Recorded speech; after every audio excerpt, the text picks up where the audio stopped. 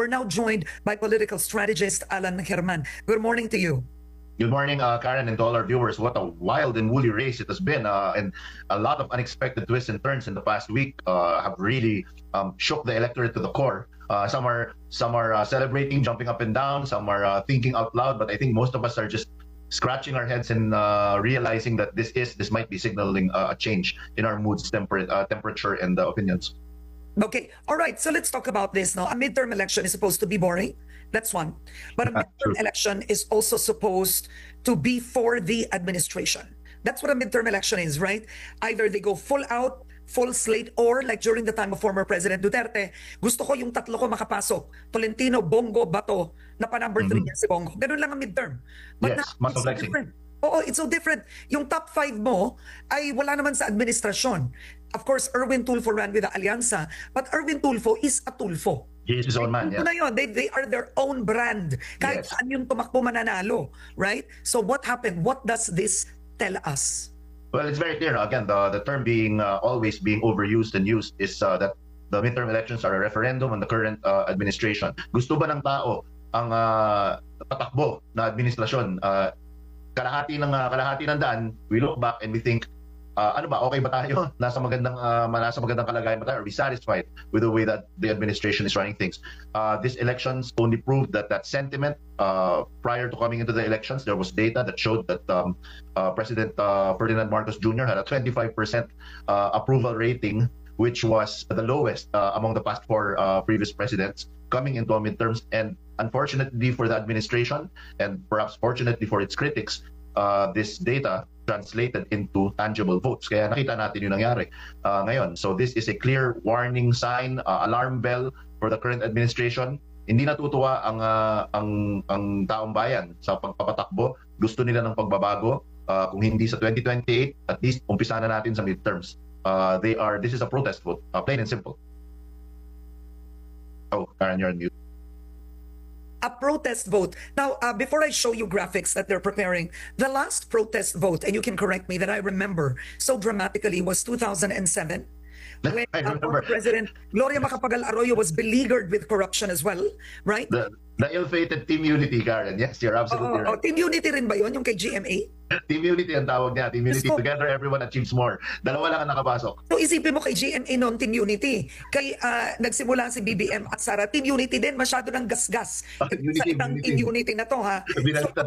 But let's go back a bit into history because 2007, Senator Antonio Trillanes was, I mean, of course, then he was still an officer, detained after the Oakwood Mutiny, didn't come a day in his life, nanalong senador, number 1. Yes. And that was the first definition of a protest vote. Yes.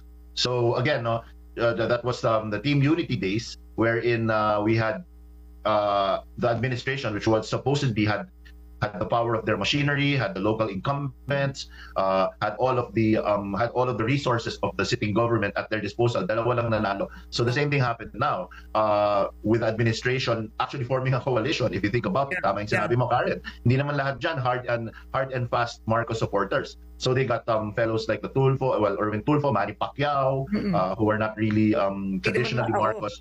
So parang binolster nila yung brand nila.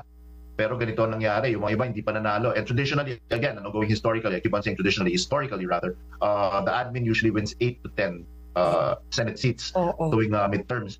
Apart from that outlier na binanggit mo kay PJM, dalawa lang nanalo.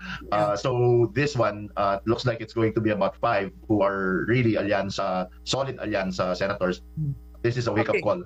Protest vote ito. All right. Is BBM repeating the GMA political story? I mean, when GMA came, when GMA took over ERAP, she had to deal with unpopularity, etc., right? Because people felt she stole it from ERAP, whatnot. But this is really moving back. These are older people like you and me talking about it. The younger people don't even remember this. The history lesson, Karen. Yes. But then this is different because BBM came with 31 million votes. 31 million. Ito ang highest. So I'm going to show you a graphic and I want you to talk about this. WR Numero came out with this graphic in their last survey, asked Filipinos, other than yung top senators nila, self-identified partnership. Napakaganda ng tanong.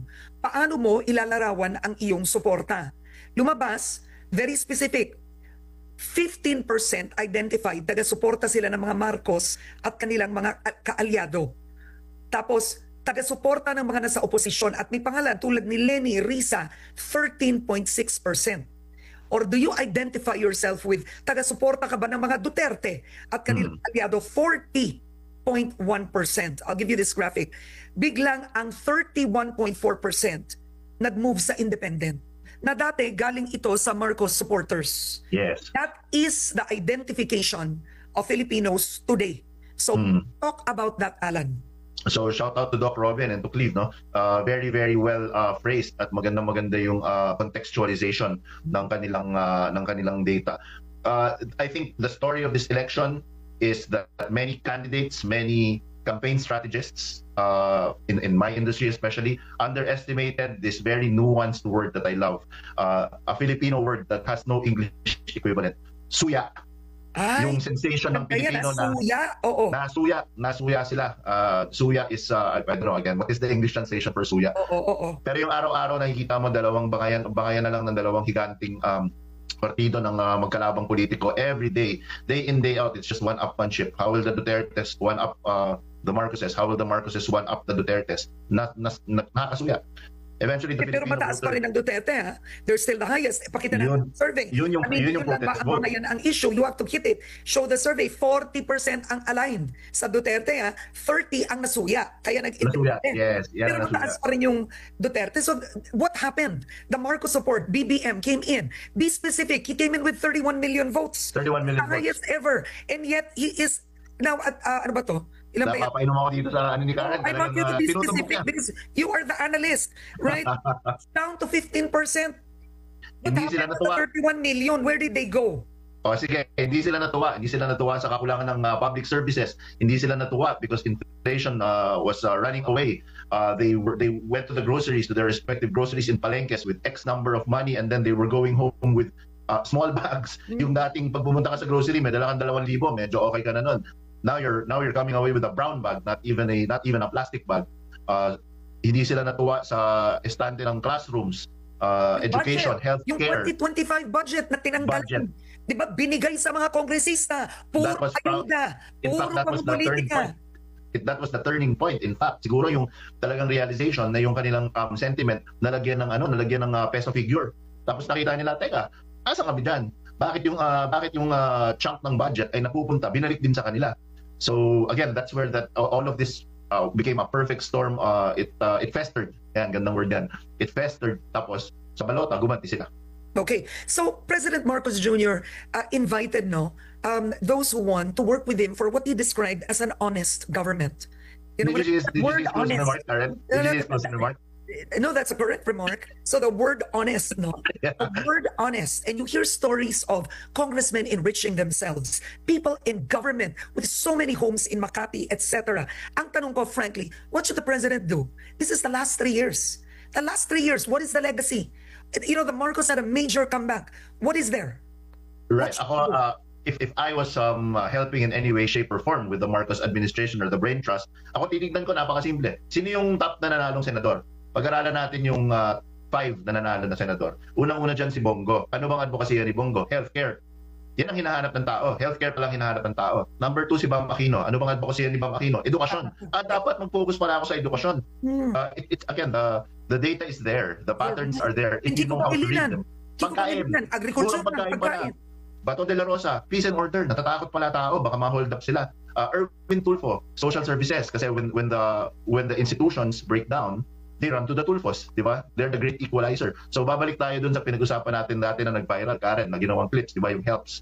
Di ba? It's always helps. Health, education, livelihood, peace and order, social services. Tignan natin magpa-plug muna ako. Tignan natin yung top 5 winners ng Senado. Tama pala si Alan Herman nung nag-guest siya sa Head Start. Mukhang yun talaga hinahanap ng tao. Oo. Pero ang ganda mo, ang galing mo na na-point out mo yun. Kung gusto, if the president wants to shake things up, tignan lang niya yung advocacy nung nag-top 5. Read the data. Health, education, ang peace and order. Peace and order. Chibato. Murang pagkain, Kiko Pangilinan. Oo. And social services. Erwin Tulfo. You're right. That's it. Yun ang hinahanap ng tao. Obviously, people are no longer looking for budots, entertainment, maging masaya. People are no longer looking for tokenism. Thank God, Karen, we were speaking about this. We had a long and a very insightful discussion about tokenism one time, and you're right. ito ang kumakain sa moral and social fiber ng Pilipino, itong ayuda mentality na bigay lang ng bigay, getting the fish and not learning how to fish. So tokenism out, let's have actual reforms in those sectors. Okay, I'm going to ask you about certain candidates, but for accuracy purposes, I want to read the exact words of the statement of President Marcos Jr. Ayun, Sa gobyernong tapat, kasama ang lahat. Yep, So it's very that is the similar closing to remark. actually, Lenny's Yep. statement. Sa gobyernong tapat, At buhay lahat. buhay lahat. Pareho Yes.